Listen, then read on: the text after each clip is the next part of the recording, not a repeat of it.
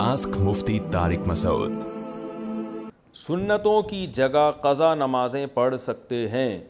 क्या असर और इशा की सुन्नतें गैर मुअक्कदा ना पढ़ें और इसकी जगह क़ज़ा नमाज पढ़ लें? इस तरह नफिल भी ना पढ़ें तो क्या ये सही है? मोहम्मद आसिफ साहब इंडिया से। जी हाँ, सही है। ये सुन्नतें मुअक्कदा तो ना छोड़ें, लेकिन गैर मुअक्कदा क़ज़ा उम्री की खातिर छोड़ दें।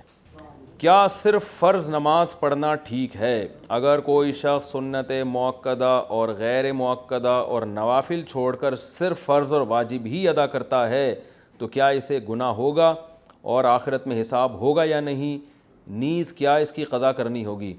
देखें, नवाफिल छोड़ देता है या सुन्नत गैर मुअक्कदा छोड़ देता है तो कोई गुनाह नहीं है, लेकिन अगर सिर्फ़ सुन्नत यानी फ़राइज़ पे इक्तिफ़ा करता है और सुन्नत मुअक्कदा कभी भी नहीं पढ़ता तो फिर ये गुनाहगार है, क्योंकि सुन्नत मुअक्कदा को हमेशा के लिए तर्क कर देना, उलमा कहते हैं इसमें गुनाह का ख़तरा है और ये शख्स काबिल मलामत है, क्योंकि सुन्नत मुअक्कदा यही है जिसकी ताकीद बहुत ज़्यादा है। जैसे फ़जर की 2 सुन्नतें आप सल्लल्लाहु अलैहि वसल्लम हमेशा पढ़ा करते थे, हत्ता कि फ़जर की सुन्नतें सफ़र में भी नहीं छोड़ी आप सल्लल्लाहु अलैहि वसल्लम ने।